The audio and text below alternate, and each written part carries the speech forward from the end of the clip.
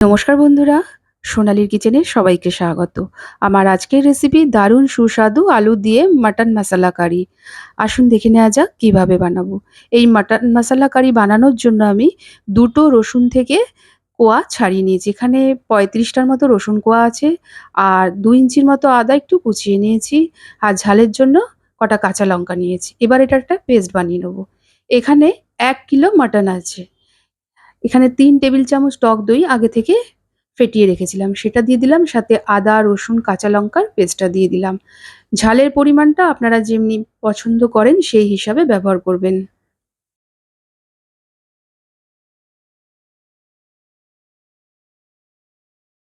দিয়ে দেবো 1 চা চামচ হলুদ গুঁড়ো, 1 চা চামচ জিরে গুঁড়ো, 1 চা চামচ ধনে গুঁড়ো, 1 চা চামচ লাল লঙ্কার গুঁড়ো, 1 চা চামচ কাশ্মীরি লঙ্কার গুঁড়ো, আর 3 টেবিল চামচ সর্ষের তেল দিয়ে মাংসটা ভালো করে মেখে অন্তত আধ ঘন্টার মতো ঢেকে রেখে দেবো।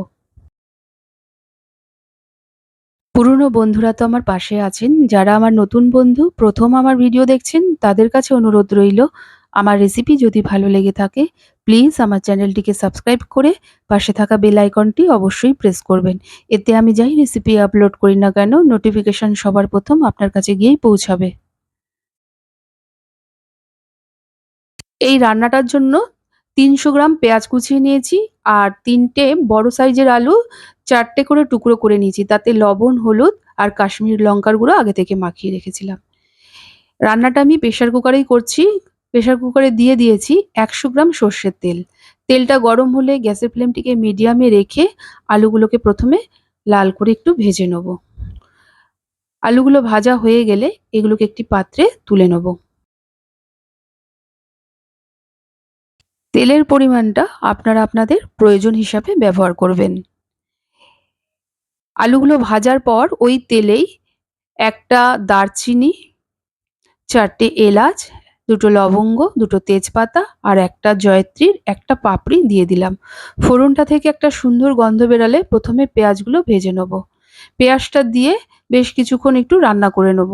পেঁয়াজের কালারটা যখন হালকা লালচে বর্ণ ধরবে সেই সময় মেখে রাখা মাংসটা দিয়ে পেঁয়াজের সাথে ভালো করে মিশিয়ে প্রথমে হাই ফ্লেমে একটু রান্না করে নেব।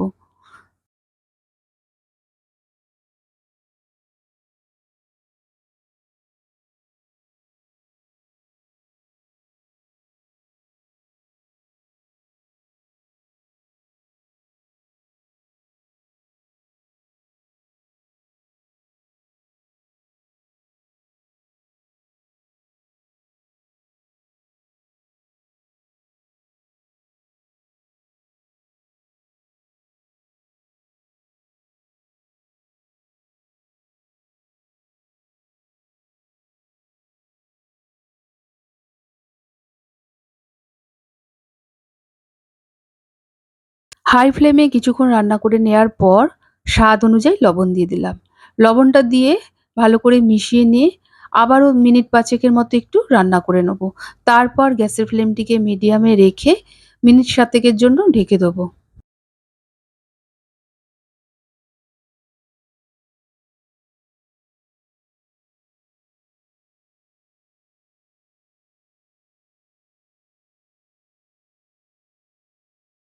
ফিরে এলাম ৭ মিনিট পর। দেখুন, ঢেকে দেওয়ার ফলে মাংসটা থেকে কিন্তু অনেকটাই জল বেরিয়েছে। একটু নেড়ে দেবো, তারপর আবারও ৫ মিনিটের জন্য ঢেকে দেবো। প্রথমে আমি হাই ফ্লেমে মাংসটাকে কিছুক্ষণ রান্না করে নিয়েছি। তারপর ৭ মিনিটের মতো ঢেকে দিলাম। আবার একটু নেড়েচেড়ে আবারও ৫ মিনিটের জন্য ঢেকে দিলাম।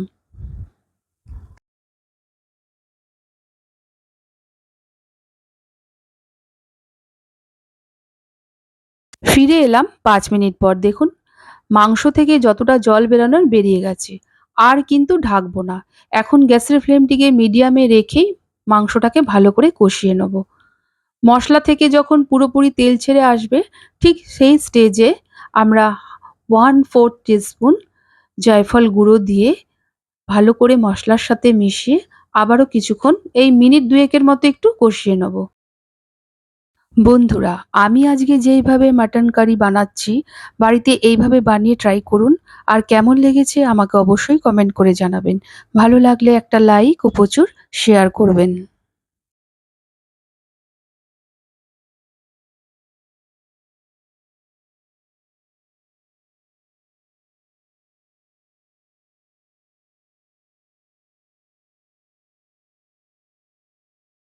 ভালো করে কষিয়ে নেয়ার পর ১.৫ গ্লাস জল আগে থেকেই গরম করে রেখেছি।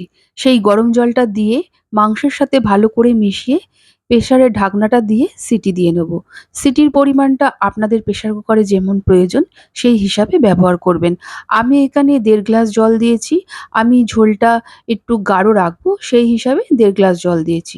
জলের পরিমাণটা আপনারা আপনাদের পছন্দ হিসাবে ব্যবহার করবেন। জল দেওয়ার পর অবশ্যই একটু চেক করে দেখবেন। যদি লবণের প্রয়োজন থাকে তাহলে একটু লবণ দিয়ে নিতে হবে। আমার একটু এখানে লবণের প্রয়োজন ছিল তাই সামান্য একটু লবণ দিয়ে নিলাম।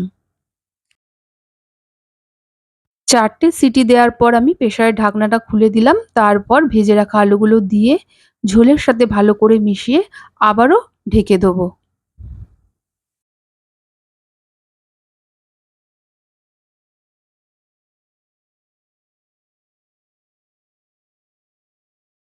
আলু দিয়ে ২ টো সিটি দিয়ে নিয়েছি। তারপর ঢাকনাটা খুললাম। দেখুন আলু আর মাটন খুব ভালোভাবে সুসেদ্ধ হয়ে গেছে। এখন এতে ১ টেবিল চামচ গরম মসলা বাটা দিয়ে দিলাম। এখানে আমি দারচিনি, লবঙ্গ, এলাচ এই ৩ টে মসলা একসাথে বেটে দিয়ে দিয়েছি। এই রান্নাটায় এই ৩ টে মসলা বেটে দেবেন, দেখবেন খেতে অসম্ভব ভালো হয়ে উঠবে। ঠিক নামানোর আগে ১ চা চামচ ঘি দিয়ে দিলাম। ঘিটা দিয়ে হালকা হাতে একটু মিশিয়ে নেবো। তারপর গ্যাসের ফ্লেমটিকে অফ করে কিছুক্ষণ ঢেকে রেখে দেবো। তারপর এটা সার্ভ করব।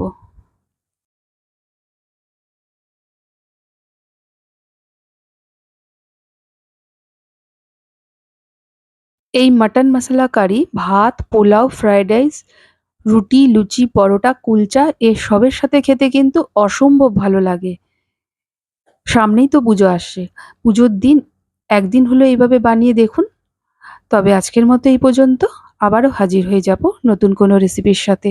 সবাই ভালো থাকুন, সুস্থ থাকুন। ধন্যবাদ।